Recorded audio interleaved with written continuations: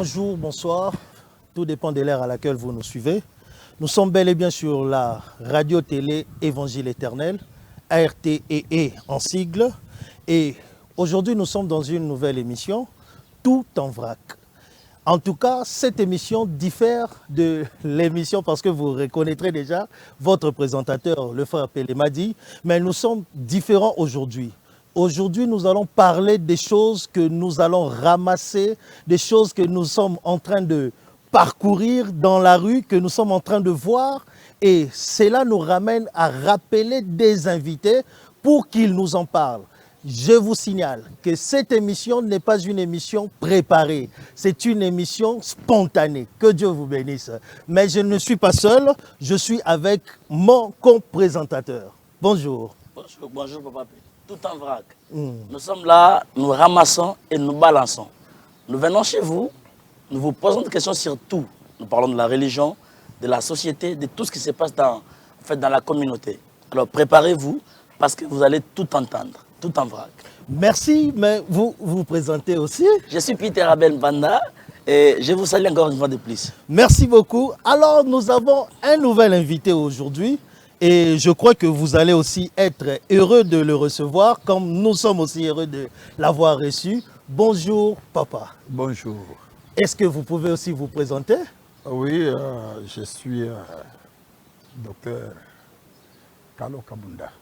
Ah, le docteur Kalo Kabunda, nous sommes heureux de vous avoir. Albert Premier. Nous sommes vraiment contents de vous avoir dans Tout en vrac. Alors, papa Abel, vous pouvez balancer. Docteur Kalo Kabunda, Albert Premier. Très intéressant. Nous avons une première question. Vous avez déjà compris que nous sommes dans Tout en vrac, dont nous parlons de tout sauf rien. La première question. Quand est-ce que vous avez commencé votre ministère? Le ministère? Oui. Vous êtes docteur comme médecin ou docteur comme enseignant? De la parole. Je suis comme docteur parce que le vrai docteur existe. Ok. Et puis, vous voulez savoir quand est-ce que j'ai commencé? Le ministère. J'ai commencé le ministère dès avant la fondation du monde. Oh! Parce que l'Écriture déclare ceci. Le ministère, vous savez, il y a trois choses qui sont l'apanage des dieux. Okay. Trois. Ça, c'est pour les vrais enseignants que j'ai dit ces choses.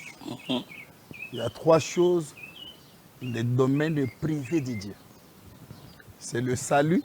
Salut. Dieu ne donnera jamais à un homme le salut pour donner à un autre. Ok. Le Saint-Esprit, Dieu ne donnera jamais le Saint-Esprit à quelqu'un pour donner aux autres. C'est pour dire, les gens qui disent, maintenant je vais prier pour vous, je vous baptise du Saint-Esprit, ce sont des sorciers. Troisièmement, c'est le ministère. Okay. Le ministère, personne sur cette terre peut donner le ministère à quelqu'un. Au moins qu'un sorcier qui peut donner le ministère à quelqu'un. Ça, c'est le domaine privé. Alors, concernant votre question, tout dépend de la manière que vous l'avez posée. Je suis en train de dire, Jésus dit à Ézéchiel, dit à Jérémie, avant que tu sois dans le ventre de ta mère, je t'avais déjà choisi, établi. Okay. C'est pourquoi j'ai dit, c'est dès avant la fondation du monde, avant que je sois dans le ventre de ma mère. Vous avez commencé le ministère. Ah, vous parlez de l'exercice. Dès avant la fondation du monde. Merci. Prenons ça comme ça. Docteur Kalo Kabunda, Albert Premier. Ouais. J'aimerais bien préciser ça. Merci. C'est quoi le ministère? Ok. Le ministère, c'est le travail. C'est le travail que Dieu confie à son Fils. Raison pour laquelle, quand vous lisez votre Bible, je l'ai toujours dit et je le répète, à la montagne de transfiguration, il y avait le pourquoi de cette démarche-là. Ok. Et il y avait le pourquoi de ces trois, Jacques, Pierre, Jean, Moïse et Élie. Avant d'aller toucher ça dans d'autres dimensions, vous allez voir que ces gens-là représentaient tout un peuple. Et tous. Alors, il fallait qu'il y ait une présentation.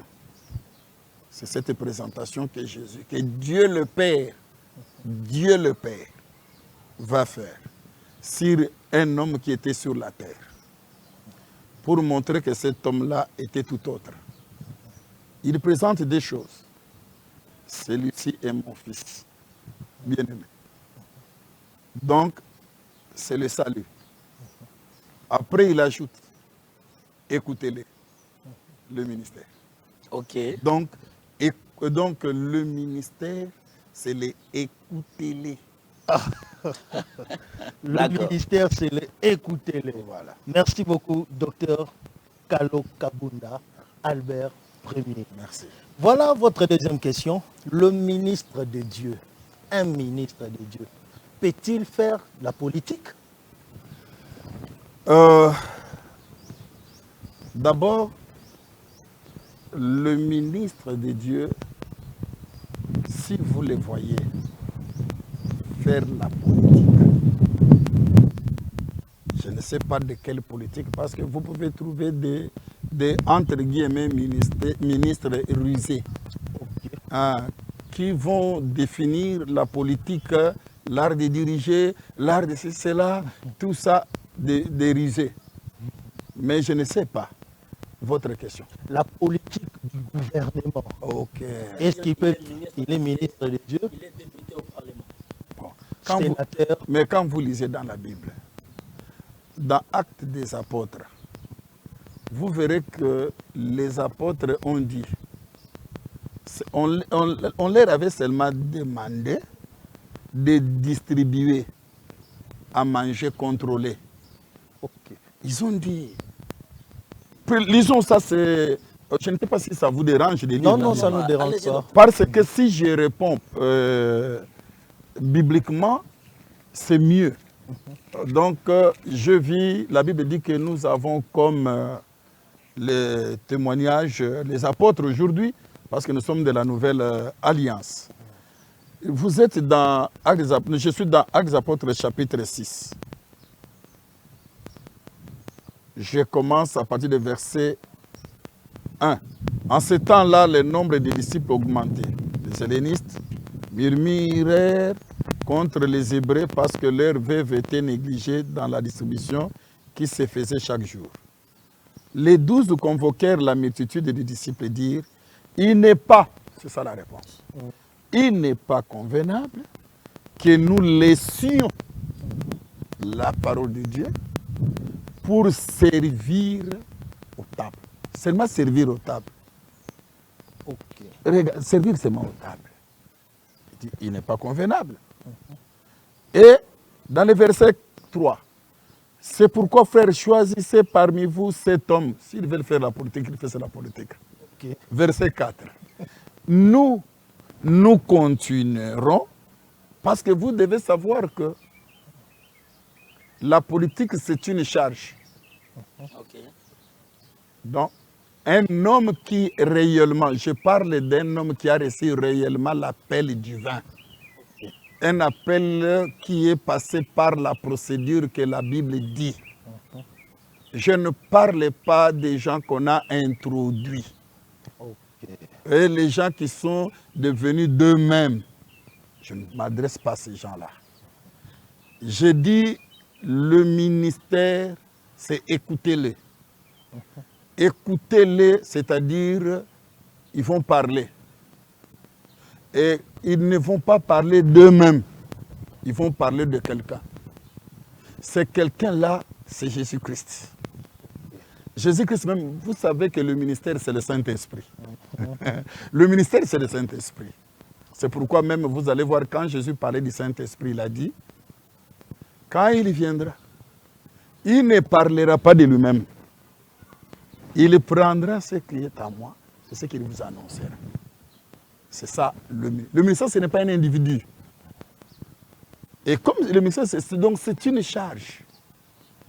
Et cette charge a beaucoup de contraintes. Prenons le vrai ministre. Parce que nous ne sommes que les comme. moi je suis un con. C'est pourquoi je me suis toujours appelé Moussa Liapamba. Ok. Serviteur inutile. Serviteur inutile. Ça, c'est la parole. Ce mot-là, serviteur inutile, n'a pas est dans la Bible. Mais la personne qui m'avait placé ce mot-là, qui aimait parler de ça, c'est Bruno Kabunda. Ok. Ok. Il aimait beaucoup ça. Il a déjà oublié là où il est. D'abord, je le salue. Ok. Alors, je disais ceci. La Bible dit que, dans le verset 3, c'est pourquoi, frères, choisissez parmi vous sept hommes et qui en rend un bon témoignage, qui soit plein d'esprit et de sagesse, et que nous chargerons de cet emploi. Ok. C'est une charge, c'est un emploi. Un emploi. Mais maintenant, le ministre, je dis le véritable ministre qui a reçu l'appel de Dieu. Dans le verset 4. Et nous continuerons à nous appliquer à la prière et au ministère de la parole. Donc, regardez les contraintes. Le véritable ministre, comment il y vivait. La journée, il parle de la chose, la journée. Parce que le ministère, ce n'est pas autre chose, c'est le parler. C'est le parler, le ministère. Il faut faire la différence entre le ministère et le Fils de Dieu. Le Fils de Dieu et le ministère. Le ministère, c'est le parler. Alors, vous, quand vous lisez Ephésiens chapitre 4, Ephésiens dit quoi? C'est pour donner la connaissance, afin que le peuple arrive à la statue parfaite. Vous allez le faire avec quoi? Le ministère, c'est le bâton. Au juste, je voulais dire ceci. Jésus, la journée, il parlait. La nuit, il va prier. Quand est-ce que j'irai faire la politique? Ce n'est pas la charge d'un ministre réellement qui a entendu la voix de Dieu et que Dieu a confirmé devant tout le peuple. Il n'ira pas. À vous entendre parler, docteur Kalo, donc vous soutenez sur base des Écritures qu'un vrai ministre ne peut pas être politicien. Les Écritures répondent. Je vous pose la question, vous n'êtes pas politicien? Moi, Vous n'êtes pas politicien? d'abord, j'aimerais vous dire ceci. Je ne laisserai jamais, parce que pour me poser cette question, il faut me poser la question de savoir comment est-ce que tu t'es retrouvé ministre. Peut-être quand je parlerai, tu comprendras que je n'ai pas le temps pour ça. Voilà le temps que j'ai. C'est ça mon temps. Que dites-vous Je alors, ne serai jamais un politicien. que dites-vous alors de ces ministres qui sont politiciens? J'ai posé la question parce qu'en vrac, nous ramassons et nous balançons. J'ai ramassé quelque part un ministre qui me dira, il est ministre de Dieu certainement. Je lui dis, mais comment vous êtes politicien? Il me dit, Ezanzala, c'est la famine. Bon, que dites-vous de ces ministres? Il n'est pas ministre vraiment? Ou il est ministre et il est... Qu'est-ce que vous dites? Qu'est-ce que vous en dites? Un homme de Dieu ne parle pas des individus. Un vrai ministre ne parle pas des hommes. Il parle des Écritures. Donc, quand il pose les Écritures, à vous de juger si en vous il y a les sons. Parce qu'un vrai enfant de Dieu, Dieu a placé en lui les sons. Quand un homme ment, il sent qu'il ment. Okay. Quand il dit la vérité, il sent qu'il dit la vérité. Si Dieu n'a pas placé cette sonnerie en vous, vous n'entendrez rien. Je veux dire ceci, que j'ai donné la charge du ministre. J'ai donné la charge du ministère. Une autre chose que je sais et que j'aime encore beaucoup, quand Dieu appelle un ministre au ministère, il prend soin de lui. Okay. Il prévoit. Mais je ne peux pas répondre ça. Moi, personnellement, le ministre parle, Jésus a dit, quand le ministère c'est le Saint-Esprit, quand il viendra, il ne parlera pas des individus. Quand quelqu'un a le ministère, il ne parle pas des individus. Il parlera de Jésus. Il prendra ce qui est en Jésus et il vous le dira. Donc moi, j'ai déjà parlé ce que Jésus dit. Ok. Le reste, c'est à vous de juger. D'accord, docteur Kalo. Une troisième question. Si alors les ministres de Dieu ne peuvent pas être politiciens, alors il n'a rien apporté au gouvernement. Donc le docteur Kalo est là, il est dans le pays, le Congo. Quel est votre apport en tant que serviteur de Dieu au gouvernement? Parce que nous sommes comme dans un pays où vous pouvez apporter quelque chose. C'est quoi l'apport d'un ministre de Dieu dans un gouvernement étatique? Je reviens d'abord avec les Écritures. Okay. Il ne faut pas faire l'amalgame. Est-ce qu'un ministre de Dieu peut-il avoir des amis politiciens? Parce qu'il y a cette confusion. Nous voyons même dans la Bible comme un exemple. Pourquoi nous prenons ça dans l'exemple? Parce que dans la Nouvelle Alliance, on n'interdit pas ça ou on ne voit pas ça. C'est pourquoi je fais recours à l'Ancienne Alliance. L'Ancienne Alliance maintenant me sert d'exemple. Je vis un homme comme Jean, qu'on a coupé la tête. Regardez, on a coupé la tête, mais il était l'ami du roi. Okay. Si c'est à cette époque ici, le fait qu'il est l'ami du roi, on allait dire que c'est un politicien par les sales bouches. Okay. Les gens mal affermis, avec les intentions de nuire. Ça, c'est un. De deux, cet homme, quand il est parti, invité même dans la fête. Aujourd'hui, si par exemple, je suis avec Tshisekedi ou avec certains politiciens, toi là, tu viens, tu me trouves dans sa fête. Quand tu vas sortir, c'est un politicien, vous le voyez. Oui, oui. Ça, c'est l'amalgame. Il n'y a que Dieu seul qui connaît l'intérieur de l'homme, si c'est la vérité, ce que tu dis ou c'est faux. Maintenant, regardez sa présence dans la fête. Dans la fête. Arrivé là-bas, il n'a pas été corrompu. Il a parlé. Il a parlé. Et cela lui a coûté la tête. Là, ça devient une réponse à ta question. Okay. La réponse à ta question, c'est que je suis l'apport qu'un homme de Dieu peut apporter dans son gouvernement. Par exemple, tel que nous sommes ici. Nous sommes là, ouais. Nous reconnaissons que c'est Dieu qui a créé, qui a donné le pouvoir et qui a créé aussi l'adversité.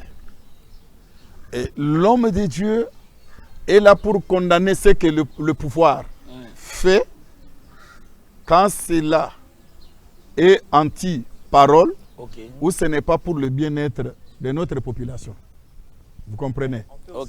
Deuxième, mais un homme de Dieu n'a pas peur. Moi, je suis un guerrier. Un homme de Dieu n'a pas peur d'affronter une fausseté si tu es convaincu que j'ai une vérité. Deuxième chose, nous avons déjà été arrêtés à cause de ça aussi.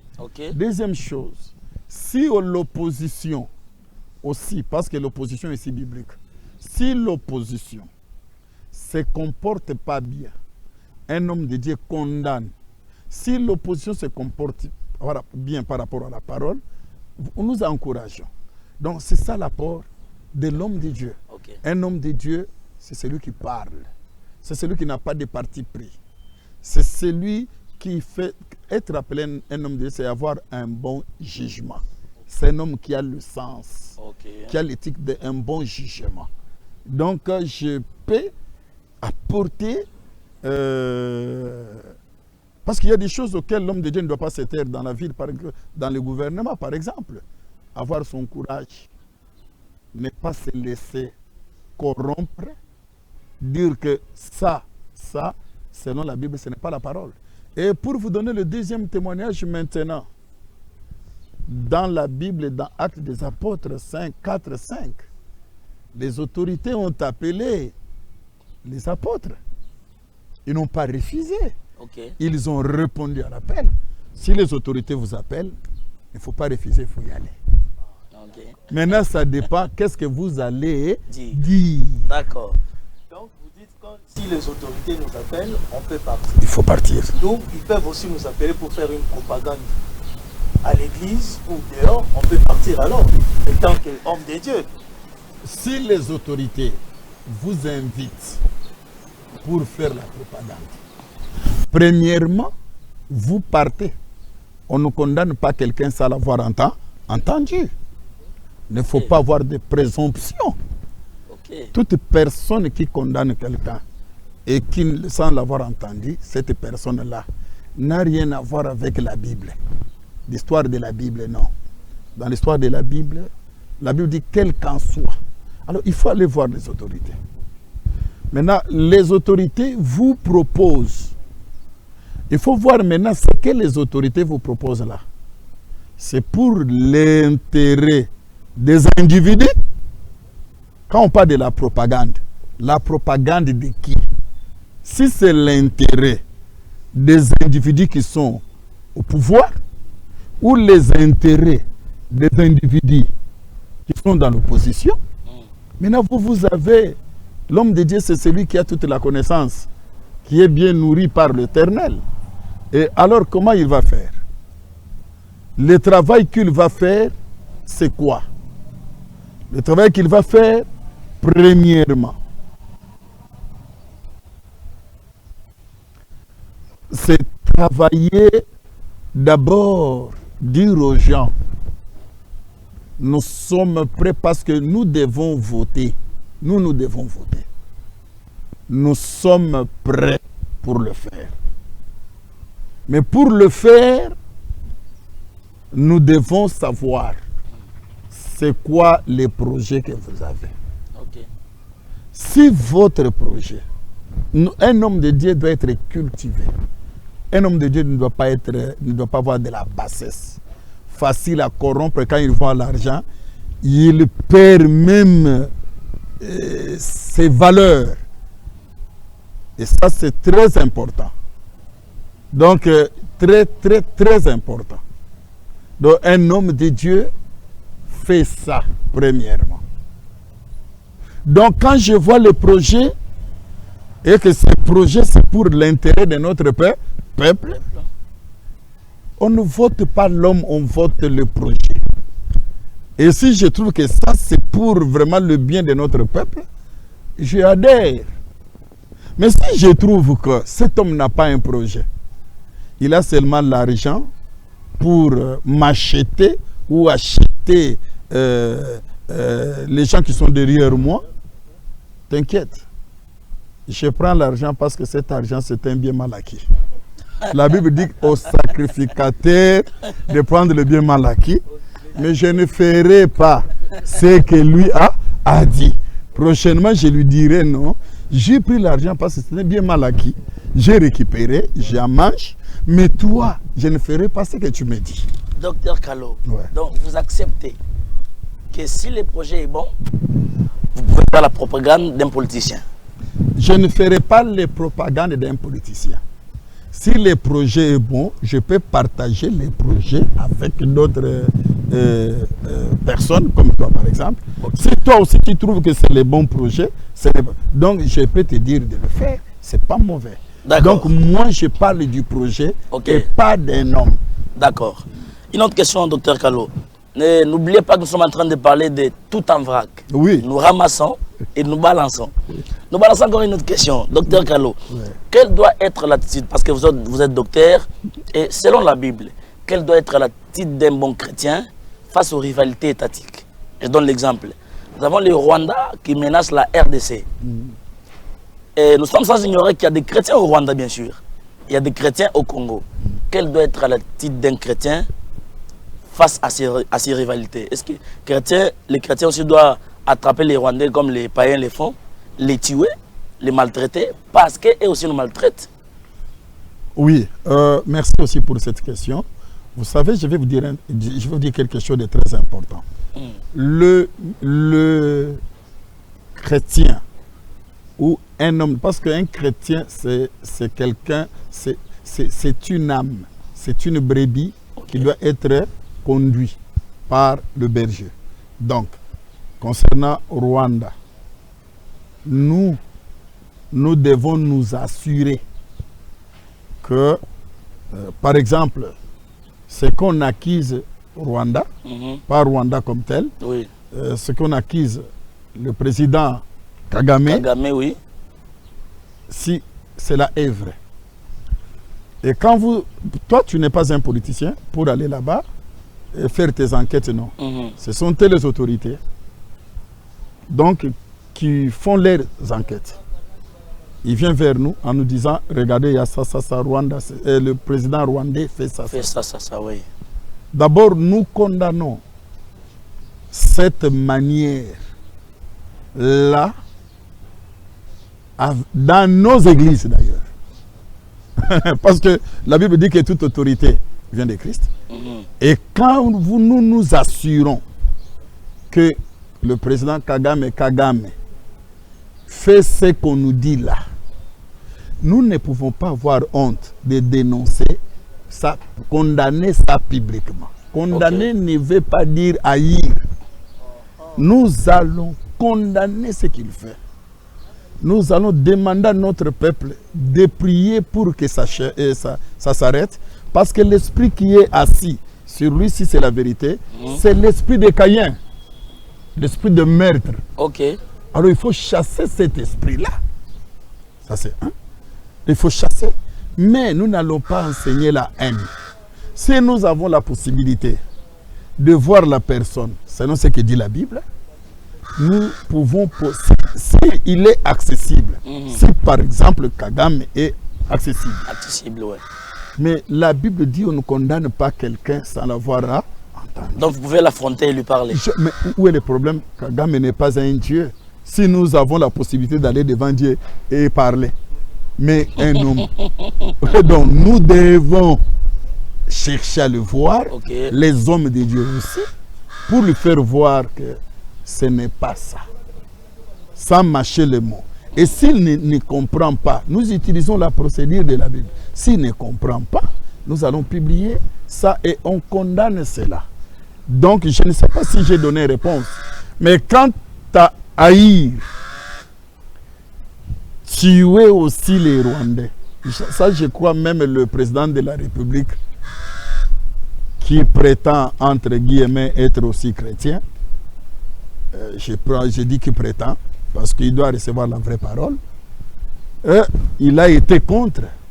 Il a dit on ne doit pas tuer. Ce qui veut dire, nous les chrétiens, nous ne devons pas avoir la haine envers les rois, les Rwandais. Nous devons haïr l'esprit de meurtre, si ce qu'on nous dit est vrai. Et n'oublie pas que moi je suis resté à Goma, j'étais à Bunagana, j'étais à Goma, j'étais à Bunagana, j'étais à Kabare, j'étais à Rutshuru. Je confirme, je vis les gens mourir comme ça. Je vis les gens tués. C'est-à-dire, ce qu'on nous dit est vrai, mais nous avons la mission de condamner cela. Nous, nous ne luttons pas contre la chair et le sang. Non. Nous, notre combat est différent de leur. Ils vont prendre les armes. Quand ils prennent les armes, l'autre FARDC prend les armes. Nous les soutenons. Parce que selon la Bible, c'est leur métier. Mais nous soutenons l'armée congolaise. Nous soutenons parce que l'armée doit se défendre. Et selon la Bible, donc quand il y a l'armée, c'est comme j'ai croisé un prédicateur à Goma qui prêchait que le frère qui est soldat, quand il va à la guerre, il tue les gens là. Frère, tu pêches. J'ai dit non, c'est un faux enseignant. Ce sont des enseignants, c'est faux enseignants. Le frère là est dans son métier. Quand il est au front, il a pris l'engagement pour ça.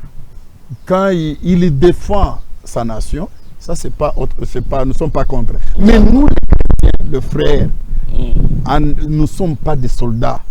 Mais nous avons comme discernement que ce sont les mauvais esprits de meurtre, de vol, tels que nous avons les accusations. Et nous allons prier pour que les frères rwandais n'adhèrent pas dans cette mauvaise philosophie. Nous allons prier pour que les chrétiens qui sont au Rwanda, des pasteurs qui sont au Rwanda, s'ils ont reçu la vraie parole, qu'ils enseignent aussi ça. Tout ça, c'est l'absence de la vraie parole au Rwanda. C'est pourquoi il y a la haine. On peut tuer les gens facilement. Mais voilà tout ce qu'on peut dire. Ok, merci en tout cas pour la réponse. Nous sommes satisfaits vraiment de la réponse. Merci. Mais comme nous l'avons dit, nous sommes dans tout en vrac. Ouais. Nous ramassons, nous balançons. Ouais. Alors, docteur Kalou, Kabunda, Oui. Albert Premier, le patriarche. le patriarche. Le Croyez-vous père de au beaucoup dépouillement, d'enfants. Ah, au dépouillement ouais. du ministère, oui ou non? Seulement ça. Le dépouillement, oui ou non? Répondez par oui ou non. Vous croyez au dépouillement, oui ou non? Là, je deviens votre élève. On peut Si je dépouiller réponds oui ou quelqu'un non. de son Non, ministère, les oui questions ou non? sont à nous, vous avez seulement à répondre. Seulement oui ou non, sans développement. Non. Non. Hmm. Mais on a ouï dire que vous aviez dépouillé quelqu'un Euh, au ministère. Un certain Jean-Luc. Ah, voilà. Vous oui, l'avez bon, dépouillé du ministère. vous savez que le mensonge ne gagnera jamais. Je vous informe, depuis que je suis sur RDC, je n'ai jamais enseigné sur les dépouillements. Je n'ai jamais enseigné. Tout ce que je fais, c'est enregistrer. Ok. J'ai jamais dépouillé, à part le menteur qui cherche à me nuire. Je n'ai jamais dépouillé un certain Jean-Luc. Mais d'où viennent ces... Non, j'aimerais vous dire ceci. La personne de Jean-Luc peut-être mental. Son élévation, docteur Égide, est en Afrique du Sud. Bruno Kabunda est là. Il y a Betou qui est mort. À Gombe. Son élévation a été, pas seulement lui, cette élévation a été contestée. À l'époque, nous, on savait, s'il fallait lever les gens, il y en avait deux. Kiala Kimbembe et docteur Jean-Pierre Moubenga. Et quand on a ajouté les deux, on a ajouté le prophète et le pasteur, tout ça, Billy. Et puis on a ajouté Jean-Luc. Ok. C'est le docteur Égide Bofanga qui est venu me prendre. Nous sommes allés, on a vu les collègues. Je vous épargne les détails. Oui. Et puis, je suis parti en Europe. Je n'ai pas eu l'occasion de les écouter. Pour dépouiller quelqu'un, il faut premièrement l'écouter s'il y a dépouillement, selon la parole. Il faut l'écouter. Moi, je n'ai jamais écouté Jean-Luc. Ok. Je n'avais jamais écouté même pasteur Billy. Je suis parti en Europe. Je suis revenu, je vais dépouiller quelqu'un que je n'ai pas écouté s'il y a dépouillement, parce qu'il y a le mot dépouillement en français. Donc, c'est une accusation pour me nuire, mais je sais que le mensonge ne gagnera jamais, même 100 ans plus tard. Les véritables fils de Dieu découvriront la vérité. Je n'ai pas le temps à ça. Et je sais seulement que le docteur Jean-Luc, apôtre appelé, avait commis un forfait. Et ce forfait-là, moi j'étais témoin, nous étions des témoins. Il y a des choses qu'il m'avait dit, qu'il a nié devant tout le monde, des choses qu'il a dit aux autres qu'il a nié devant tout le monde. Nous sommes dit comme notre bien-aimé, des choses qui sont vraies, il a nié. Quand quelqu'un ne se répand pas, il n'a pas le droit de rester parmi les enfants de Dieu. Il doit être hors, qu'il accepte que ce qu'il a fait n'était pas digne. Et les jours il va se repentir, il va revenir. C'est tout ce que moi, dans cette réunion, je dis sauf Bruno Kabunda, les autres, tout le monde était là-dedans. Tout le monde, la réunion là. C'était une réunion large. Ok. Et quand on traitait ça, c'est comme ça qu'ils vont ajouter. En dehors de son salut, concernant le ministère, on constate l'absence du ministère. Comment? Quand il prêche, les gens dorment. Les gens, c'est ce qu'on a expliqué, les gens qui l'ont écouté.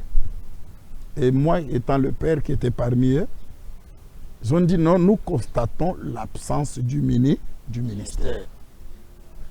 Moi, j'étais là. C'est enregistré. Conscience sur le frère, c'est enregistré. Tous ces mensonges finiront toujours un jour par être découverts. C'est comme ça que moi, on m'a donné la parole comme porte-parole. Et j'ai fait même la précision parce que je respecte beaucoup l'écriture. Je dis concernant le cas de Jean-Luc, concernant son forfait, il doit accepter et se repentir. S'il se repent, il rentre comme un enfant de Dieu. Mais il y a un ajout ici. On dit aussi concernant ce ministère, on trouve qu'il y a l'absence, il n'y a pas le ministère. Si tel est le cas, concernant le ministère, d'ailleurs j'ai bien parlé, c'est enregistré. J'ai dit, on ne dit pas qu'il n'a pas le ministère. Il peut avoir un ministère, mais il a été élevé tôt. Donc il faut la maturité. Il doit rester sur le banc, attendre la maturité. Et pendant tout ce temps, s'il a aussi un ministère, ça peut être qu'il n'en a pas. Mais s'il n'en a pas, il n'en a pas. J'ai dit, je n'ai jamais enseigné dépouillement. J'ai jamais dit je dépouille. Ce sont les arguments de faibles, de menteurs, pour affaiblir. Mais ça, ce n'est pas mon problème. Donc, j'ai voulu seulement vous éclairer que non, je n'ai jamais dépouillé. J'étais un porte-parole. D'accord. Et j'ai précisé, parce que qui a décidé, et pas décidé, ils ont constaté que depuis qu'il avait commencé à parler, le peuple n'a jamais été édifié. Ok. Et c'était ça. Merci, Dr Carlo Kabunda. Nous arrivons à la fin. À l'équipe technique, nous avons l'ingénieur Gisler, Mike Mwanza, ingénieur Didier et Giscard aux caméras. Merci à notre ADG, Maman Tina Lessi, Dr Carlo Kabunda, Albert Premier. Ouais. Nous étions très ravis de vous avoir sur notre plateau. Un dernier mot à tous qui nous ont suivis et qui ont suivi l'émission Tout en vrac. Ouais, je suis ravi de votre émission. Il faut alors bien ramasser alors. Merci beaucoup, Dr Gallo, et merci à mon présentateur. Merci beaucoup. Tous qui nous avez suivis en ligne sur Facebook et vous qui nous suivez aussi à la télé, merci. À la prochaine édition. Merci.